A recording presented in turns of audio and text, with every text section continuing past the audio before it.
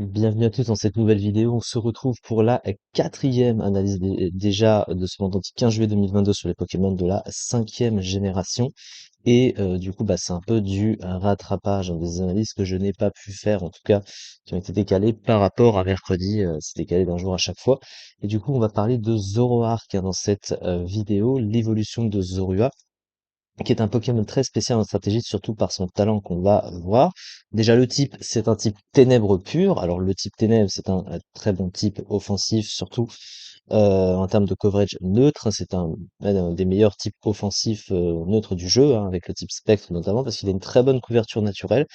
Défensivement, il est quand même ambivalent parce qu'il a trois faiblesses, hein, au type insecte, fée et combat pour deux résistances plus une immunité, avec les résistances ténèbres et spectre qui sont rares, hein, puisqu'il n'y a que le type ténèbres qui résiste à ces deux types, et c'est des résistances que tu recherches en stratégie, puisque le type acier ne résiste plus à ces deux types, et du coup, le type ténèbres offensivement est plus important, parce qu'en contrebalancement de la faiblesse fée, il est neutre sur le type acier.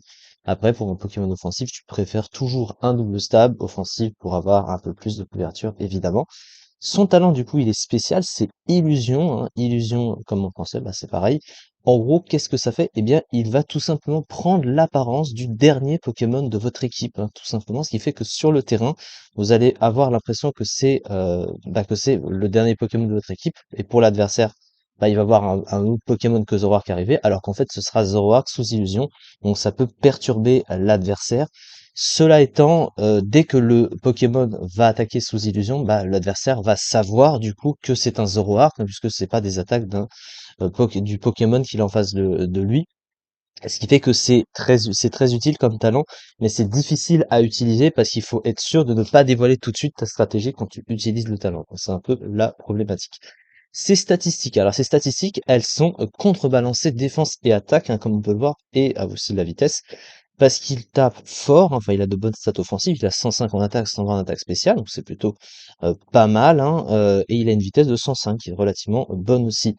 Mais à côté de ça, il est extrêmement fragile, hein. C'est un peu la signature, c'est un peu la définition du Pokémon qui tape fort en étant rapide, mais qui est un peu fragile, un peu à l'image des Glass Cannon traditionnels. 60 dans les défenses, 60 en PV, évidemment, c'est un très mauvais build, donc il est vraiment facile à tuer. Au niveau de son move pool, eh bien, il a un move pool qui est large, hein, pour un Pokémon offensif. Déjà, il a beaucoup d'attaques de boost, hein. Il a Dance Lame, Plénitude plus Machination, il a les trois en même temps. Il a des attaques offensives, voilà, il a Dark Pulse sur le type ténèbres, donc en stab, sabotage sur le physique, un sabotage tabé, ça c'est toujours très fort. Il a lance-flamme, exploforce, nœud herbe, il a aussi accès à Bomber, à Ballon, donc il a du coverage, il a aussi accès à demi-tour, ce qui est très intéressant. Il possède Kuba, donc il a une priorité, il a également Provoke, qui peut être intéressant pour un Pokémon offensif. Trick, même si je pense pas qu'on le voit vraiment, ça dépend un petit peu, sait-on jamais. Donc globalement, pour un Pokémon offensif, il est plutôt bien logé en termes de move full offensif, donc à ce niveau-là, il a pas trop à se plaindre. Alors à côté, d'excellents statistiques offensives, ainsi qu'une très bonne vitesse, un move full varié, un talent illusion intéressant, mais un type médiocre offensivement et défensivement, mauvaise statistique en PV, défense et défense spéciale, surpassé dans la majorité de ses rôles. Il va tout simplement être mis en concurrence avec beaucoup d'autres Pokémon offensifs, évidemment, qui jouent sur mieux, tout simplement, hein, de manière générale, au niveau des stats.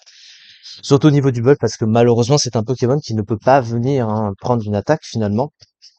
C'est un peu toujours le Pokémon que tu vas mettre pour démarrer presque, parce que pour que son talent illusion serve à quelque chose, tu peux pas le faire venir, même sous illusion sur une attaque, parce que tu sais pertinemment qu'il va crever, qu'il va mourir très vite. Donc c'est aussi ça à prendre en compte.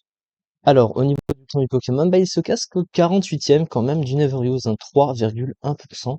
Donc il n'est pas très très bien classé quand même ce Charizard. Après Neveruse, c'est pas le pire du pire, mais c'est pas un excellent tiers non plus, donc il n'est pas non plus très bien logé à ce niveau-là. Après, ça cela dit, un Pokémon intéressant pour les sous-tiers, hein. C'est juste que il a de la concurrence évidemment. C'est ça en tout cas pour cette vidéo. On se retrouve pour les analyses suivantes du jour.